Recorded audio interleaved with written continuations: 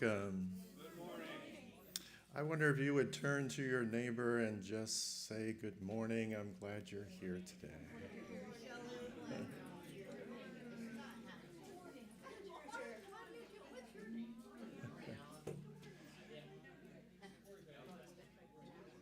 Oh, this is great. This is great. A lot of love in this room. I appreciate you all. Thanks for being here today. I'll serve as the associate for today's service of the Unitarian Universalist Fellowship of Charlotte County. I am an atheist and a secular humanist, and I'm delighted to gather with people who hold my philosophy and those that don't. We are a Big Ten fellowship where diverse people can gather in community and pursue social justice. We begin our service each week by singing an invitation to gather together even as we are scattered in different places. This service is being broadcast by YouTube. Hi, YouTube. And will be available as a recording on the UUFCC YouTube channel after the service. I'd like to remind you of a couple of simple procedures. Please put your cell phones in meditation mode. And if you're with us virtually, you can go and find yourself a candle or a chalice if you have it.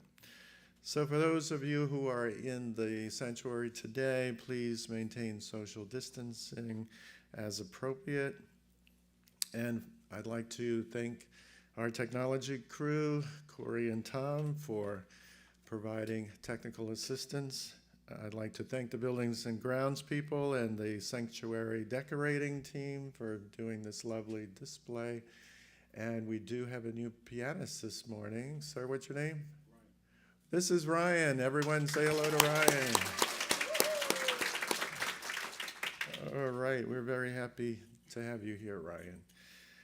We'd like to thank the membership committee and their greeters, Mary Jane and Sandy, for their behind the scenes and in front of the scenes efforts. So whatever your faith or lack of faith or your country of origin, you are welcome here. Whoever you are and whomever you love, you are welcome here.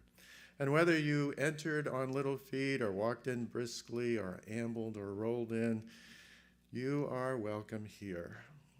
Whether you are relatively new to our community or have been an active member for decades, you are welcome here. We are glad you chose this congregation as your place of renewal and connection. If you are new here or returning from a long time away, please stand in body or spirit, state your first names, where you're from, so that we may welcome you. Any newcomers today? No? Anyone feeling new today? New? No new people? Okay. If you have not already, please take the opportunity, if you're new, to meet with our membership team. If you're at home and you would like more information about us, you can email Mary Jane at office@uufcc.org.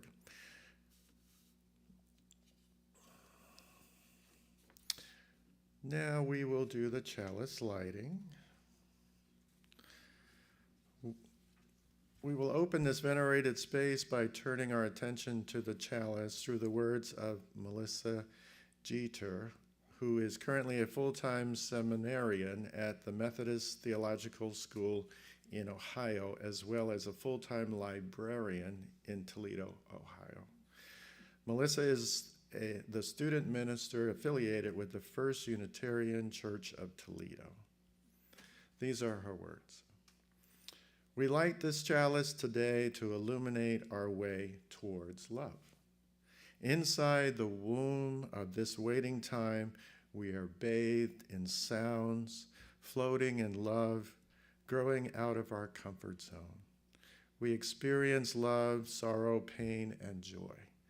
This is the nubious quickening as we await a new world yet unborn. Okay, now while Patrick will light our chalice here in the sanctuary, please join me in reciting our words of affirmation. Shortly, there will be time to light your own chalices at home.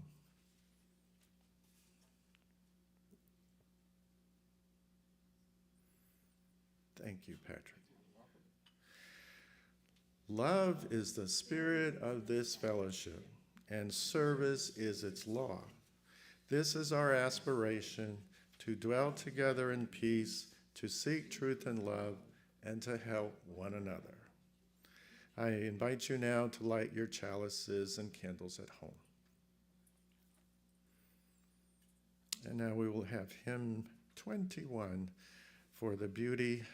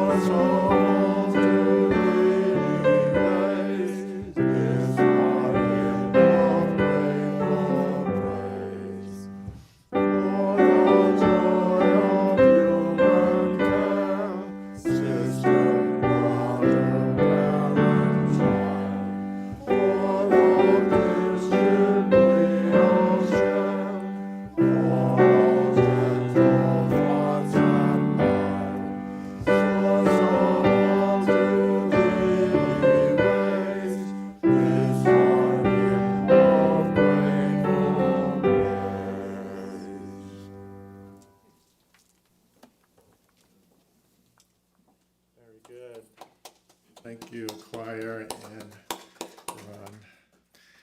So those of you who have been here a while probably remember Stories for All Ages. Do you recall that?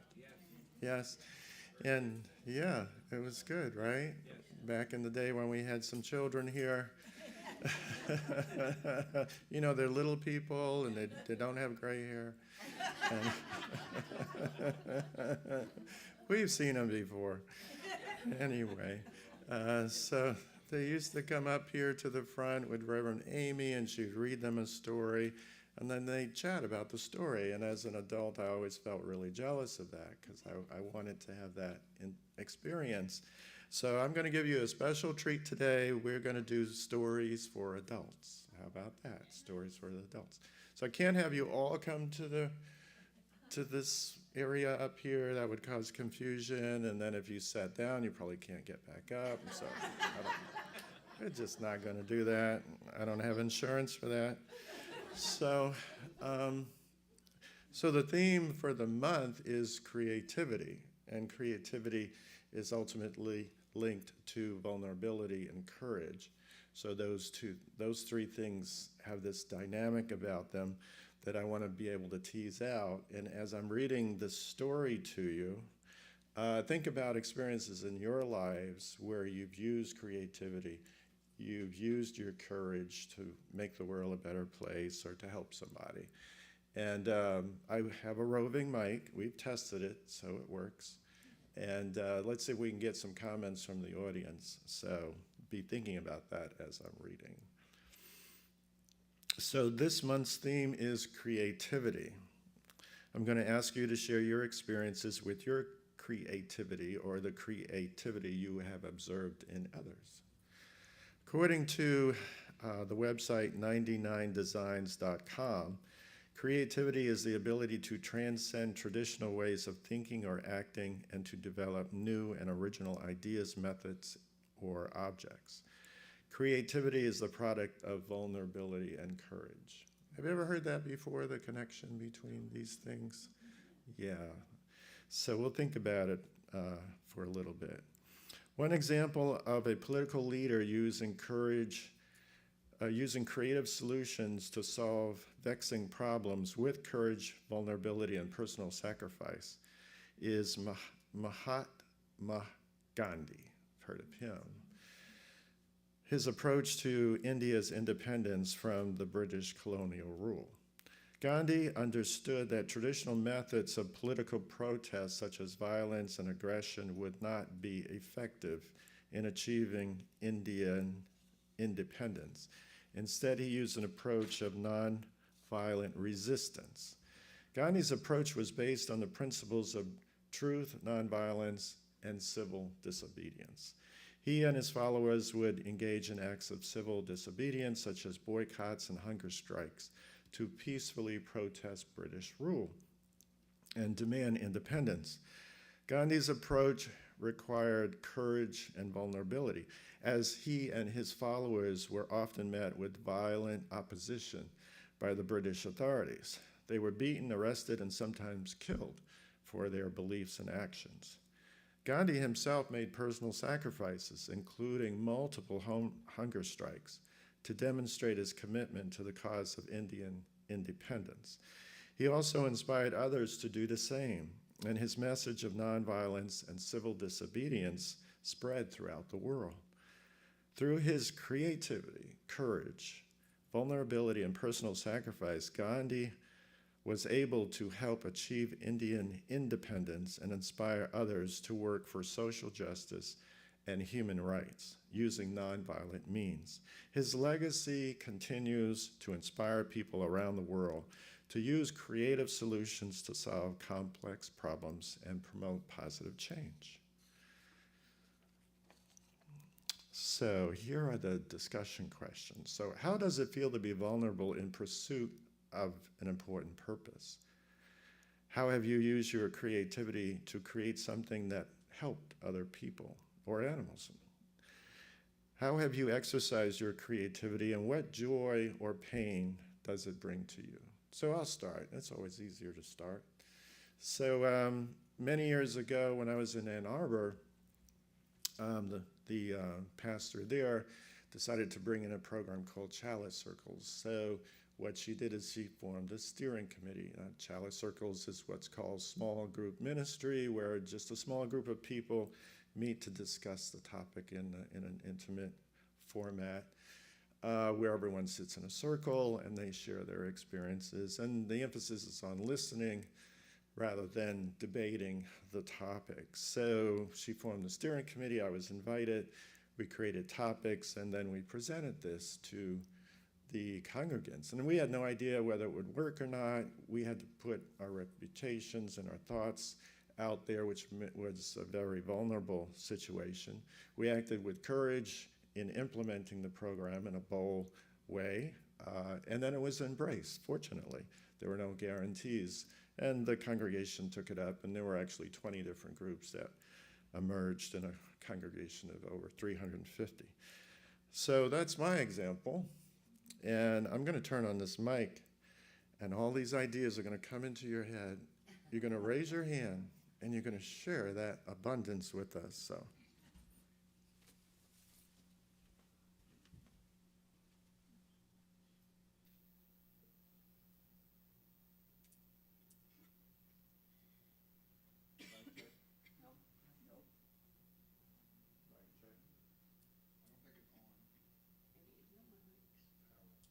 Mic check.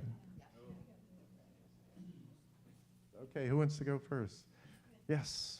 What's your name? Howard Klein, and I have some personal experience with Gandhi. I wasn't alive when he died, but I visited his centers in India. I visited his centers in India, and he had 28 ashrams, they call them. But you know, the wonderful thing about them is that they were like Unitarian churches. They had the ashrams. Didn't matter what religion you belonged to. They just they were incredible. They chanted Sanskrit hymns. They chanted Arabic hymns. They chanted English hymns. You know, and it was a really eye-opening experience visiting his centers. And I don't want to take any more time. Okay, thank you, Howard. Oh, Lynn's got her hand up. Isn't that a coincidence?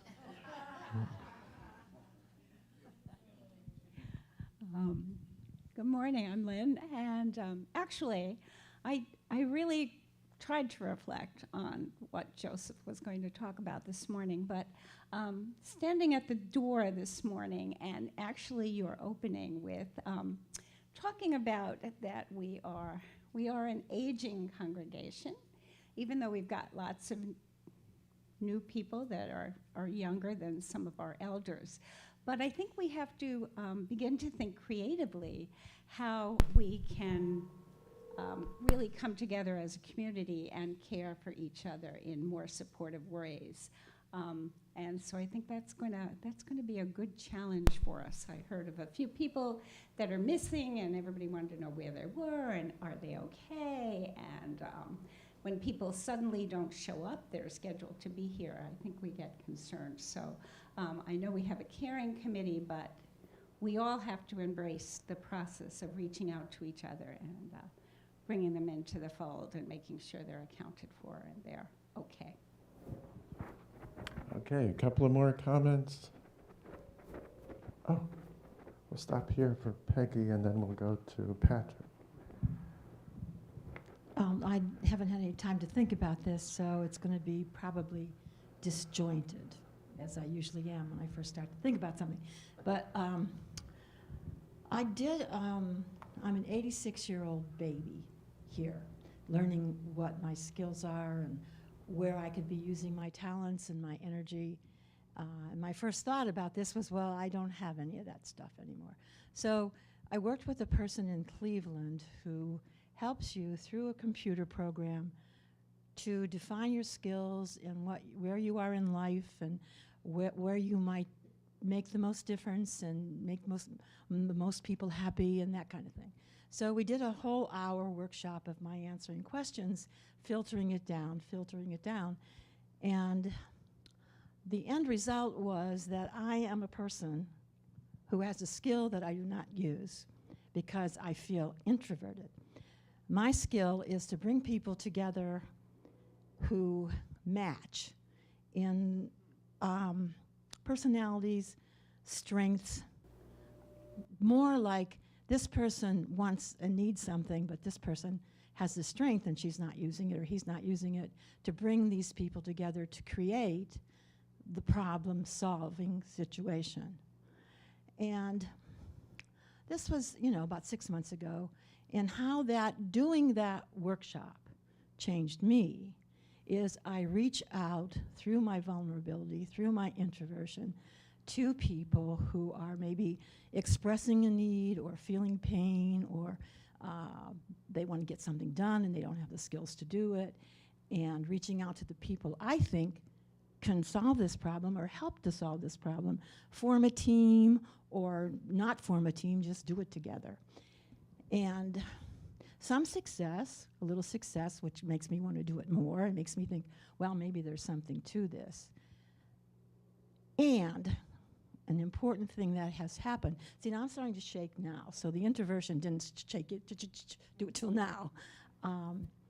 The thing that has changed in me is I'm less thinking about me and thinking about, wow, that person is expressing something that maybe I can do something about.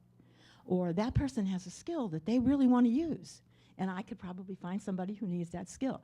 So what it has happened for me, that's probably why I'm shaking, because it's about me, is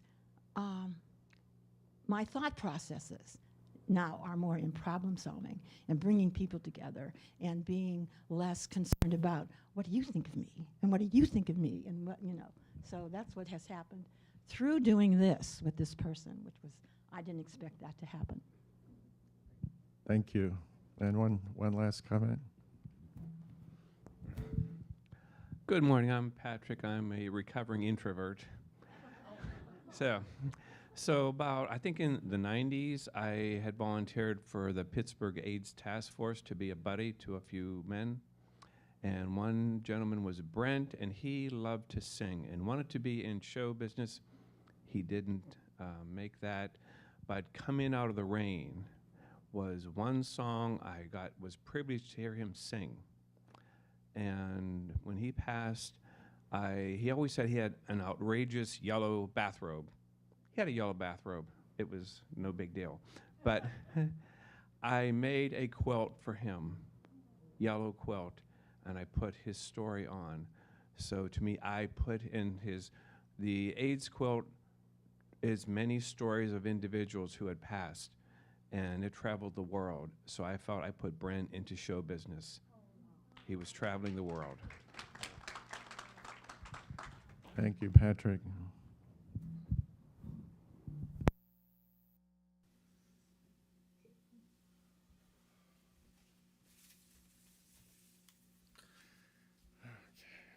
Thank you. Thank you for all that participated in this segment. I appreciate you, and for those that kept the thoughts to yourself. I appreciate that you thought about these ideas, and maybe you can share them with, your inner circle. Okay, so we need the Book of Life. Would someone like to bring that up for us? So we have a long tradition at UUFCC of sharing our joys, sorrows, and life milestones by entering them into the Book of Life. Thank you very much. These messages can be written in this red book, and it's kept in the back of the sanctuary. For those at home, you're welcome to send your entries to Book of Life at uufcc.org. So let's see if there are any entries today. Okay. So May 7th. Unfortunately, it is with great sadness that I report that my dad has suffered a heart attack this week. Early on, he still waiting for him to be released. So they're still waiting for him to be released, and positive energy is needed. And this is from Corey. Corey, our thoughts are with you. Thanks for sharing this.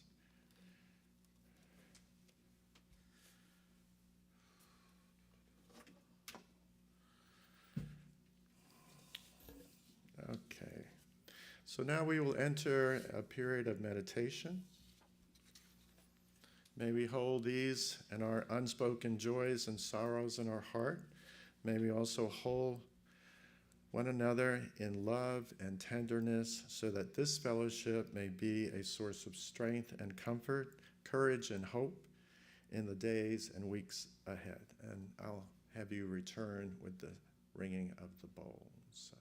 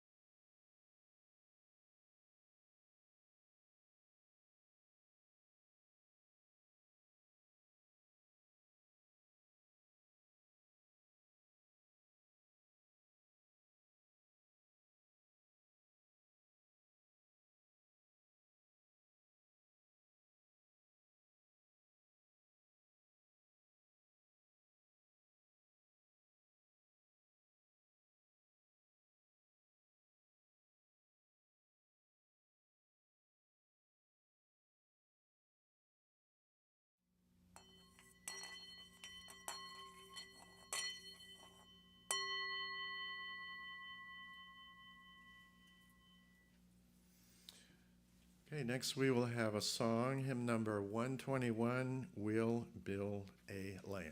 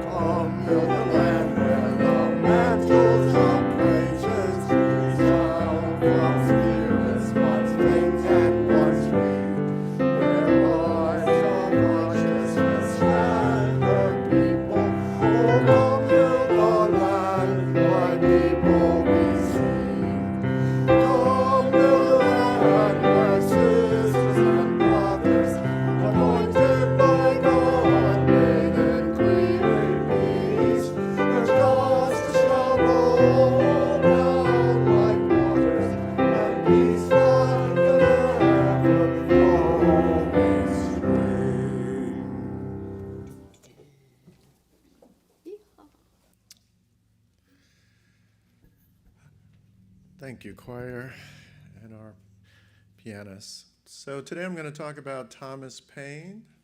How many of you have heard about Thomas Paine something maybe you learned about, this person maybe you learned about in elementary school or middle school? Just by a show of hands, let me just see.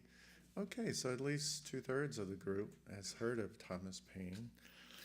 So Thomas Paine's writings inspired the common folk and the cultural elites of America to revolt against the British monarchy and to reject monarchical government in favor of a constitutional republic.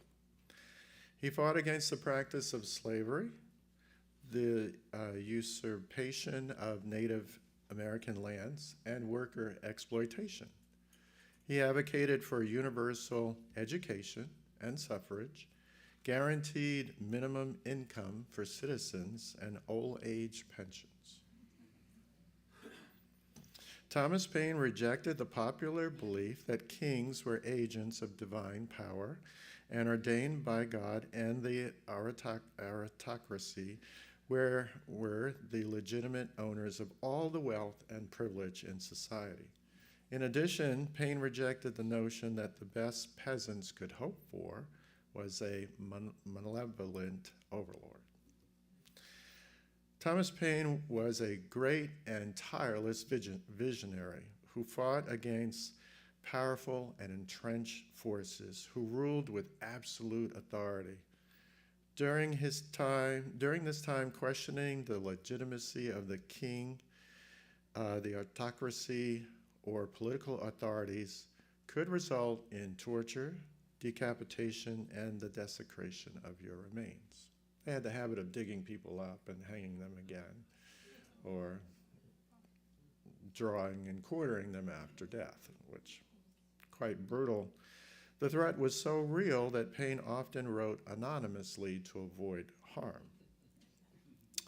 Paine used simple, creative language to communicate sophisticated ideas about human rights, self-governance, and political theory to common men and women.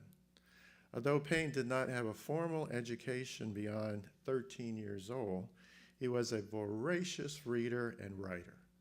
He was a self-taught intellectual who worked tirelessly to improve the plight of common people and to transform people from subjects to citizens.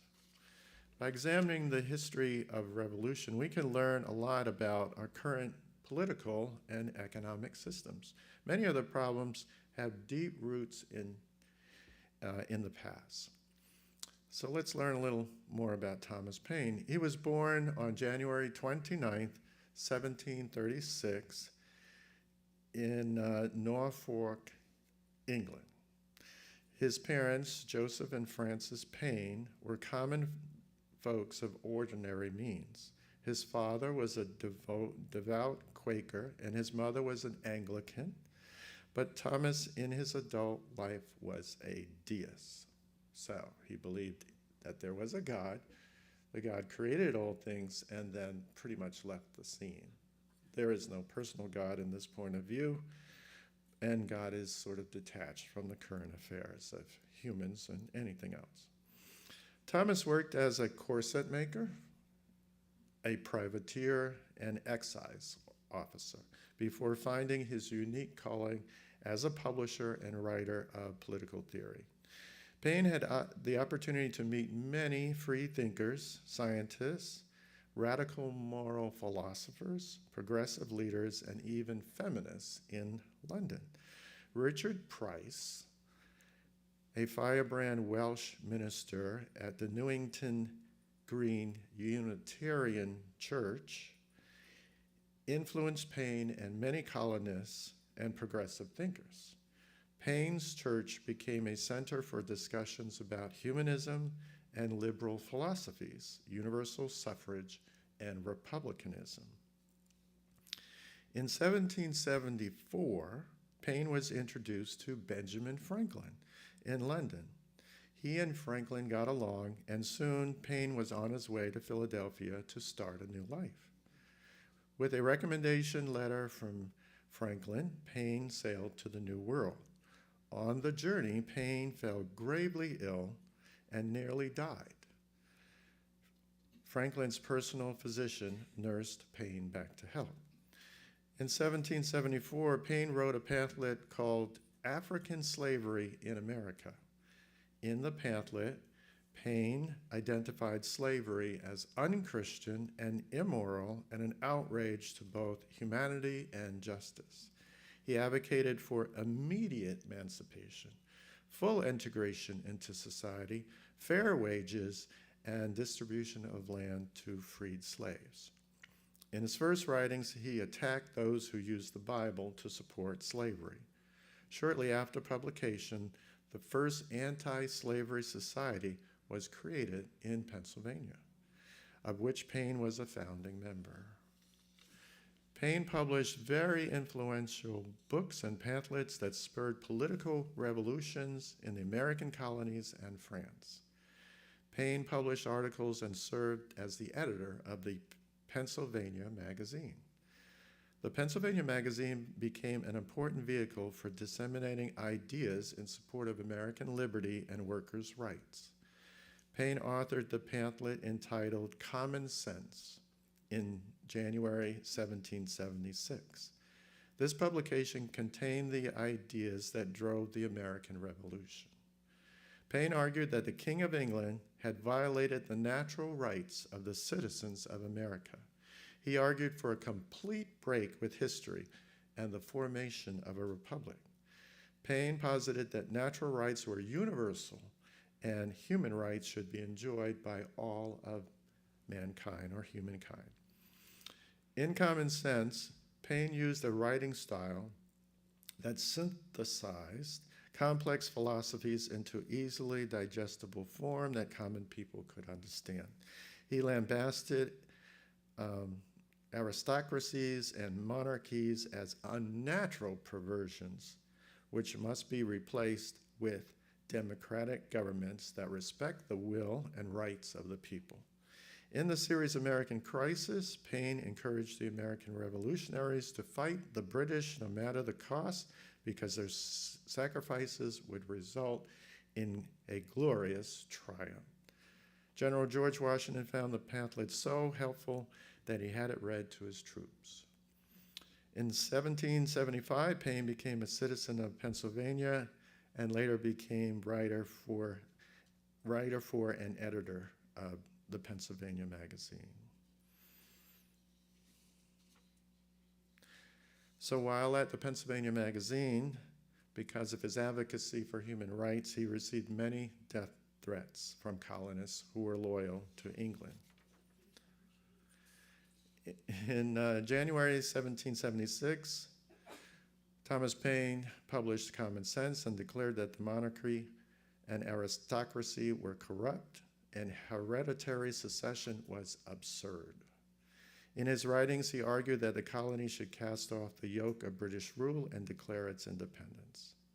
He declared that only God could be king and not men. This is a quote from Paine, which is a little bit tongue-in-cheek. Small islands, not capable of protecting themselves, are the proper objects for kingdoms to take under their care. But there is something absurd in supposing a continent could be perpetually governed by an island. In addition, the cause of America is great. The cause of America is in great measure the cause of mankind. Also, of more worth is one honest man to society in the sight of God than all the crowned ruffians that have ever lived.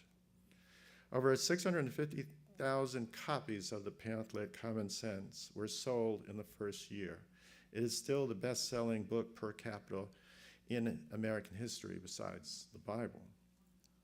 Paine gave instructions to send all the profits to the Continental Army. The document contained a utopian vision of the future that deeply inspired the populace. The slave-owning landed gentry, such as Washington and Jefferson and Adams, were initially complacent about British rule in the colonies. These men were heavily invested in import and export businesses that tied them to British interests. As the British became more abusive and the fire of common sense caught hold, the landed gentry switched sides. The evidence indicates that Paine was not a signatory of the Declaration of Independence, but he did have a hand in writing it. Many of his popular phrases are in the document, and permission of his approval was penned on the back of the draft document. Paine sought to include a statement in the Declaration of Independence that would have eliminated slavery in America. He thought it was hypocritical to advocate for independence from England while maintaining slavery in the colonies. Paine encouraged the framers of the Constitution to end slavery. Initially, the campaign to defeat the British met with disaster. The British generals racked up many successful battles in the Northeast, and the American army was on the brink of annihilation. Late in 1776, Paine, who was participating in the army, sought to lift the spirits of the troops, and that's when he wrote the series American Crisis. He encouraged the army to take comfort in their righteous cause. Next is a quote from Paine that many of you are probably familiar with. These are the times that try men's souls. The summer soldier and the sunshine patriot will in this crisis shrink from the service of their country. But he who stands by it now deserves the love and thanks of man and woman. Tyranny, like hell, is not easily conquered. Yet we have this consolation with us that the harder the conflict, the more glorious the triumph. What we obtain too cheap, we esteem too lightly. It is with dearness only that gives everything its value. Heaven knows how to put a proper price on its goods, and it would be strange indeed if so celestial an article as freedom should not be highly rated. Britain, with an army to enforce her tyranny, has declared that she has a right not only to tax, but also to, and he quotes, to bind us in all cases whatsoever, end quote. And if being bound in this manner is not slavery, then there is no such thing as slavery upon earth. Even the expression is impious, for so unlimited a power can only belong to God, end quote. During the American Revolution, Congress appointed Paine to investigate how the funds provided by France would support the war effort. And he found corruption at the highest levels. In addition, he investigated a land grab from a Virginia company that laid claim to all land west of Virginia all the way to the Pacific Ocean. Both Washington and Jefferson and other important figures were part of that scheme. Paine published a paper called Public Good, which detailed the land grab. Congress eventually decided that the British Charter would be considered null and void, and all the lands west of the colonies would come under government control. So things got really hot for Thomas Paine in America because of what he was doing. And he decided that he would go to England. He decided to go to France to lobby for additional funds for the American Revolution, in which he was successful at. And then he went to England. And under the rule or governance of Edmund Burke, Paine was tried in absentia and sentenced to death. Edmund Burke supported the French monarchy and aristocracy, and Paine did not. So Paine responded to Edmund Burke and his critics with the book, The Rights of Man. In it, he detailed the absurdity of heretical government, which rests on the delusions of superiority rather than competence. Paine argued that there are natural divine rights through which civil laws should be derived. So he had to leave England. So he makes his way to France, because he fled England because there were rumors that he was going to be arrested and executed. So when Paine arrived in France, he was received as a hero and given a military salute. While in France, Paine met a young officer who told him that he slept with a copy of The Rights of Man under his pillow. That officer was Napoleon Bonaparte. Paine was granted honorary citizenship and was even elected to their parliament, even though he didn't speak French. Paine worked on the French Constitution, but eventually found himself on the wrong side of the political landscape. Paine argued that the death penalty was immoral and the deposed king, Louis XVI, should not be put to death, which put him at odds with Maximilien Robespierre, the leader of the so-called Reign of Terror. Paine was sent to jail and sentenced to death, but due to happenstance, on the day he was to face the guillotine, the guards passed his cell. There's an interesting story about that I can tell you later. But during this time, Paine wrote a book called The Age of Reason, which is probably the main reason why he's not as celebrated as he is today. Because Paine wrote this book. This book was a critique of the church hierarchy, and he portrayed it as a tyrannical institution. And I'll skip the many lovely quotes he made in that book for the sake of time. So here he is in jail in France, and he's missed the first execution date because of the X on his door being on the inside of the door rather than on the outside of the door. And so fortunate for him, the Maximilien Robespierre was executed and arrested by the revolutionary forces. So Paine's death sentence was sort of in limbo. So Paine was reaching out to America because he is a citizen, but they sort of denied his citizenship because they didn't really like him. So soon, James Monroe, who was soon to be president, decided that he would advocate for the release of Paine, and then he was released, and he returned to America. So even in semi-retirement, Paine fought for the abolition of slavery. He wrote many essays in support of this. He supported indigenous rights, retirement benefits, and organizing unions. Paine advised Jefferson to set up an international body of nations where differences could be settled peacefully. This was the first forerunner of the League of Nations and the United Nations. He proposed that all nations should ratify a Declaration of Human Rights to protect basic human rights of all people. So in conclusion, the ideas of the Enlightenment era, the use of reason to understand the universe as it improved human circumstances, would not have taken off without the work of Thomas Paine.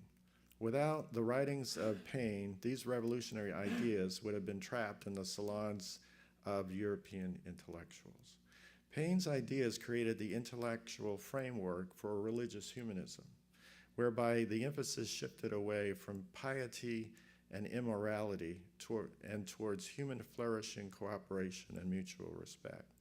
Humans could, without the impediment of corrupt religions and monarchies, usher in democracies that represented people's aspirations, concerns, and well-being.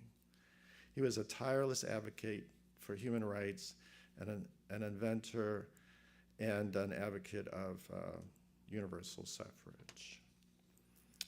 So in our day, in this day of concentrated wealth and the separation of the will of the common people and the political class, we face a period that's similar to Thomas Paine's period, where the common folks' interests were not acted upon by the political classes or the cultural elites, the monarchies.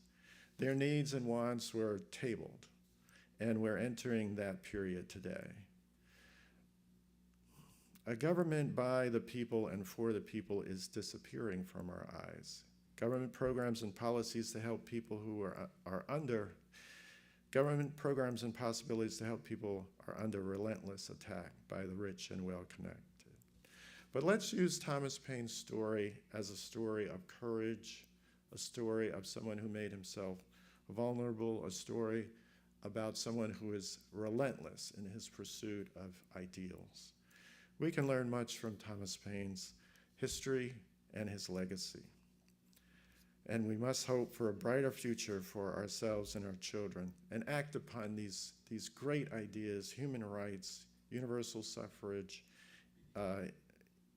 and so on, and bring these ideas to fruition for ourselves and for our children.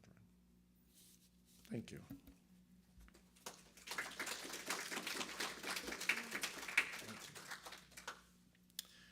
Okay, next we will have the offering.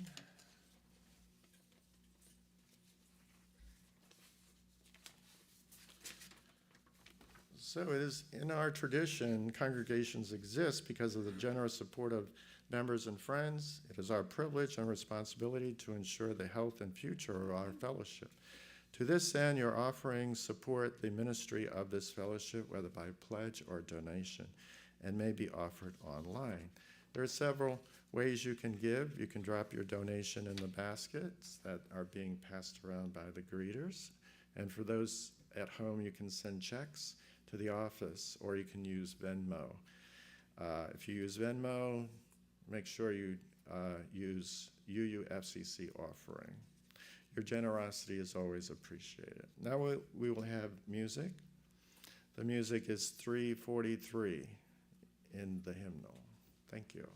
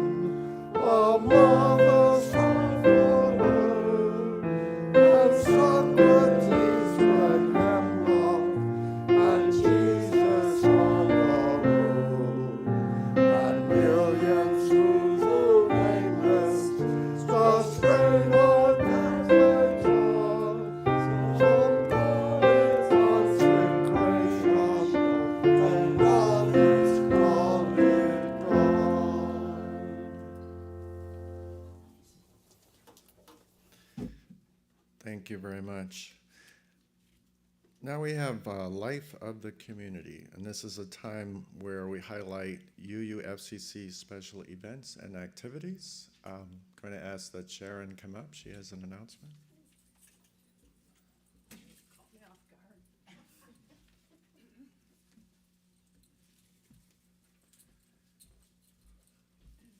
Thank you. Well, you may have noticed that when I speak from this pulpit, I often make reference to mythology, its characters and stories and myth, and I'm hoping you share that interest, and or perhaps you have very little interest but have wanted to learn more. So I'm very happy to inform you in either category that your chance has come. I am going to be teaching a class in mythology. I'm calling it Creation Myths of the World. It's starting Tuesday, the 23rd of May, 2 to 4 in the afternoon. It will run for 6 weeks. And I've decided to start at the literal beginning of things with beginnings, creation stories, how people have explained, people in different cultures and around the world have explained the origins of things, how human beings came into being, how the gods went about creating everything that we know and understand as our lives. So all of this world creation we will be looking at in terms of 5 different cultures.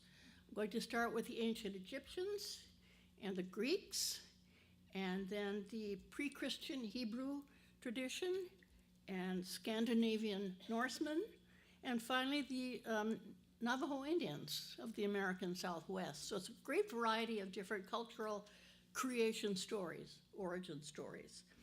And I really hope you have an interest in learning more about them. If so, you can sign up with Mary Jane and Sandy in the office, or there's a link. If you check on your weekly notes, there's a link you can click on to sign up. So please come and study with me. Thanks. What was the date again, Sharon? 6 weeks. It's 6 weeks, and when does it begin? Tuesday, the 23rd of May, 2 to 4 for 6 weeks. Thank you. Thank you. Hopefully you all heard that. Okay. So next we will have hymn number 207, Earth Was Given.